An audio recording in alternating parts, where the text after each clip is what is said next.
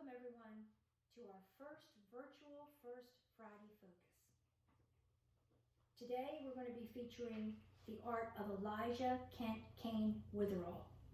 He was born in 1874 into a wealthy and prominent Philadelphia family, descended from one of the founding members of the Free Quakers, a society formed by men expelled from the Quakers due to their involvement in the American Revolution. His family was considered Old Philadelphia, also called Proper Philadelphia, who claimed heredity and cultural descent mainly from England, Wales, and Germany, who settled the state of Pennsylvania, and who also founded the city of Philadelphia.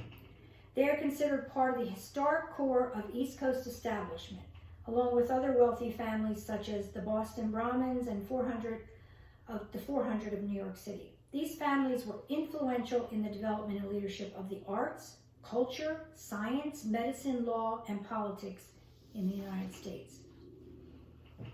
Elisha's father, Samuel Wetherill, was a successful industrialist and chemist who invented a method for producing zinc oxide from zinc ore, thereby drastically reducing costs associated with paint production and facilitating the development of ready-made paint. This was a huge breakthrough in the art world at that time.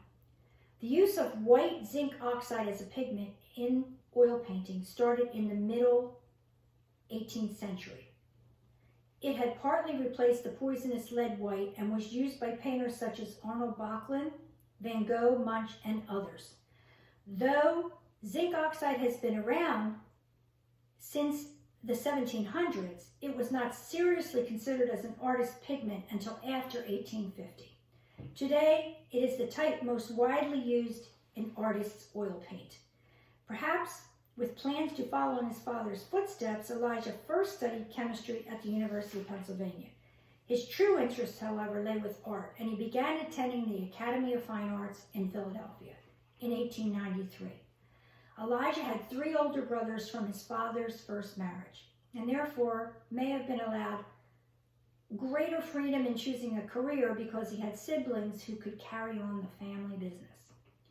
Wetherill's art education continued abroad in Paris, where he studied under James Whistler, a vocal proponent of aesthetic movement, and Jean-Paul Laurens, a French neoclassical painter.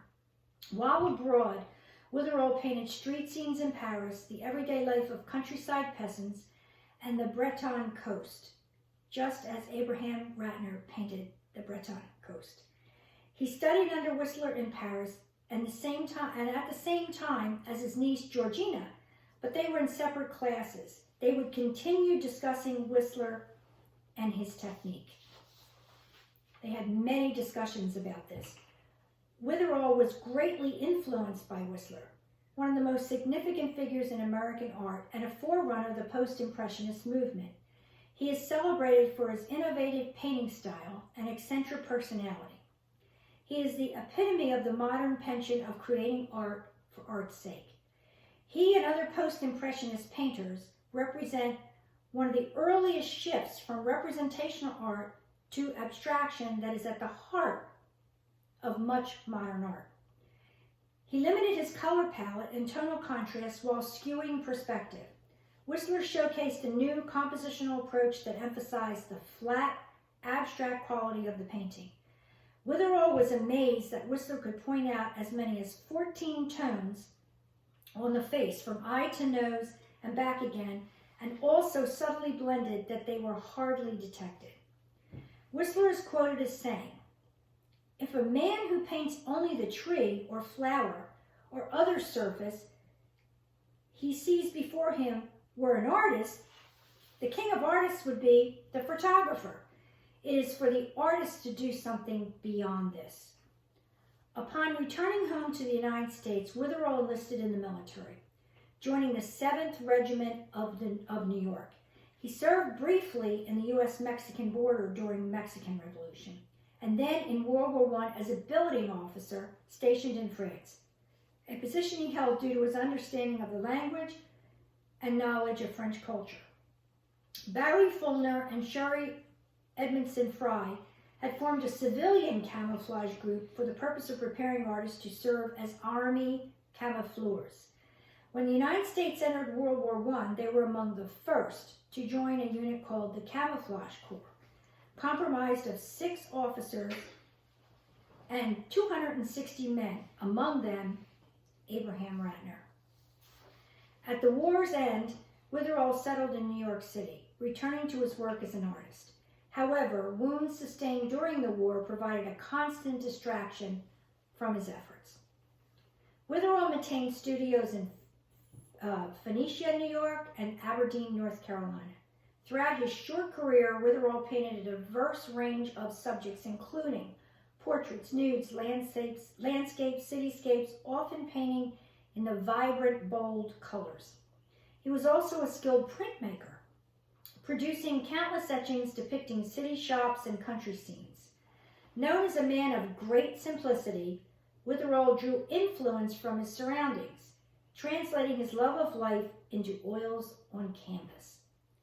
A member of the National Academy of Design, the Philadelphia Sketch Club, an Allied Artists Association, and the Brooklyn Society of Etchers, Wetherill exhibited at the Academy Annuals, the Corcoran Biennials, the Panama Pacific Expos, San Francisco, the Sesquicentennial Expo, Philadelphia, the Salon of Americas, and the Art Institute of Chicago. His work is in the Pennsylvania Academy of Fine Arts, the Art Club of Philadelphia, and the Luxembourg Museum in Paris. East Side presents a group of city dwellers navigating their way through a street market on New York's Lower East Side.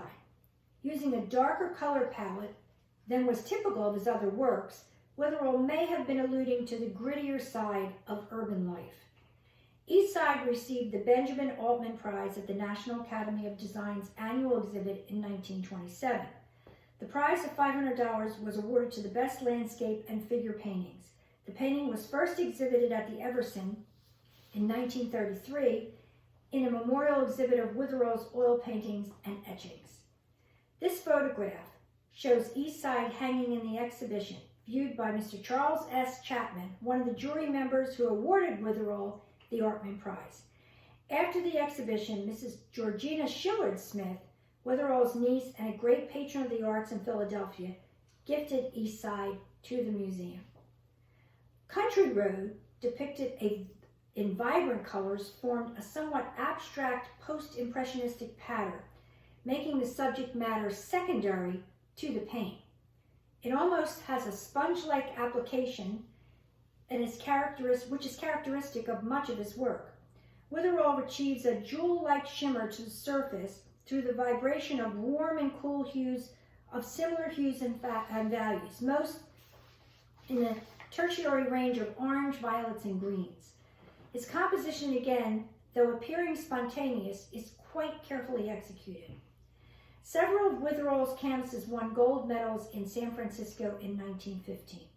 Several of his etchings were purchased by the French government for the Luxembourg galleries. Wetherill died in March of 1929 in North Carolina at age 55, after suffering for years from injuries received in World War I. He is buried in a huge family crypt in Philadelphia with 73 other family members.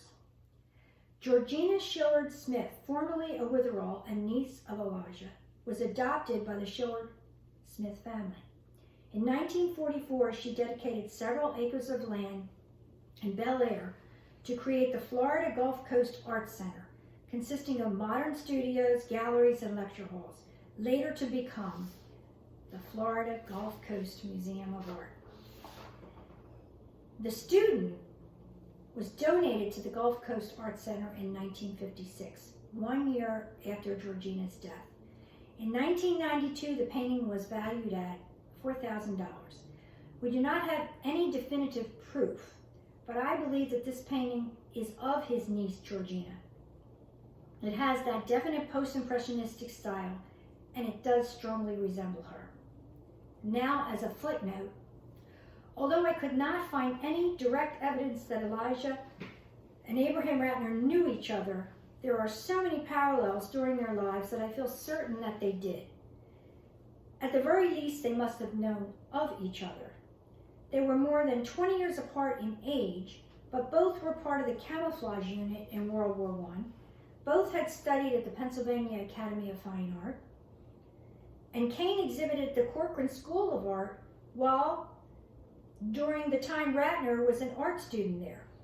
Their styles were different, but I believe that the early deviation by Kane from representational work may have served as an inspiration for Rattner, just as Picasso and others of that generation did. Both Rattner and Wetherill were participants in the revolution of art in the 20th century.